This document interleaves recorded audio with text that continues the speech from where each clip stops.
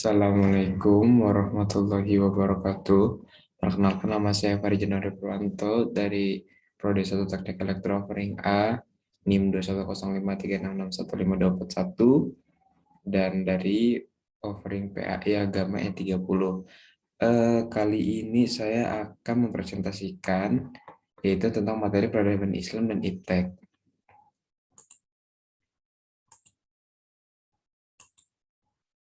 Nah, eh, sekarang saya akan menjelaskan atau mempresentasikan peradaban Islam dan IPTEK. Masa kejayaan Islam dan awal mula dan para tokoh. Awal mula kejayaan Islam. Banyak dari perkembangan pembelajaran ini dapat dihubungkan dengan geografi. Bahkan sebelum kehadiran Islam, kota Makkah merupakan pusat perdagangan di Jazirah Arab dan Nabi Muhammad SAW sendiri merupakan seorang pedagang. Tradisi ziarah ke Makkah menjadi pusat pertukaran gagasan dan barang. Pengaruh yang dipegang oleh para pedagang Muslim atas jalur perdagangan Afrika Arab dan Arab Asia sangat besar.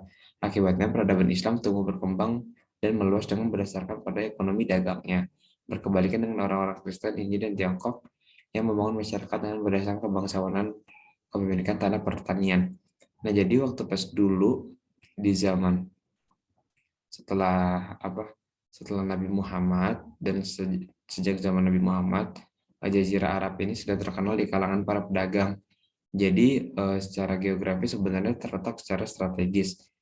Dan pada saat itu juga banyak tokoh-tokoh atau para cendekiawan Muslim yang berkembang serta mengembangkan pikirannya. Jadi ada kemajuan pada zaman itu di bidang ekonomi maupun iptek.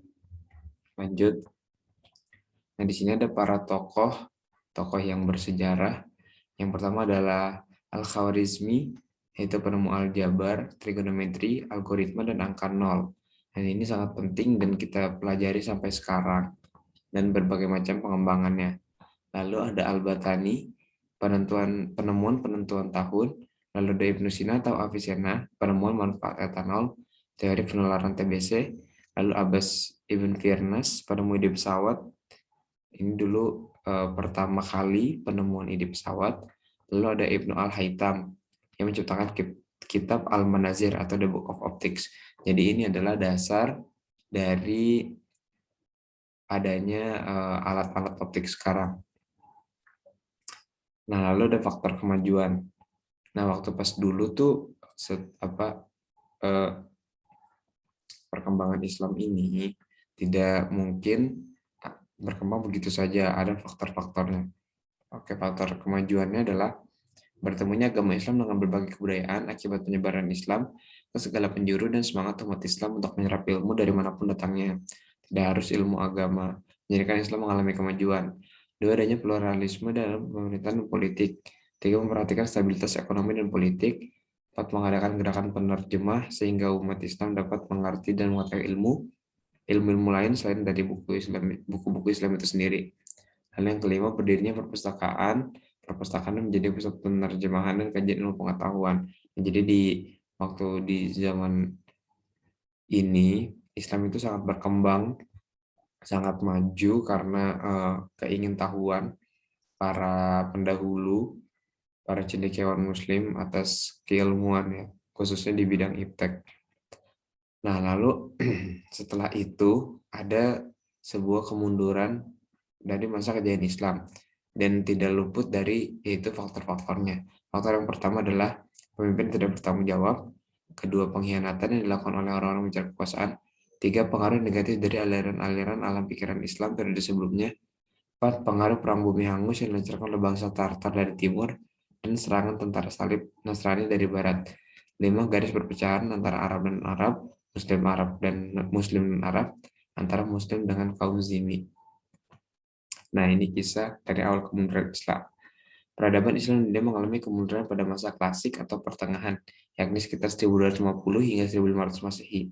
Sebelumnya peradaban Islam mengalami kemajuan sangat pesat pada Daulah Abbasiyah di Baghdad, Daulah Umayyah di Cordova, serta Daulah Fatimiyah di Mesir.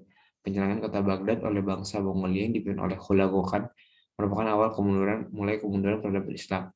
Setelah melakukan Baghdad, bangsa Mongolia kembali melakukan Islam lainnya, seperti Nablus, Gaza, Syria, dan wilayah lainnya. Pada abad yang sama, peradaban Islam di Eropa juga mengalami kemunduran.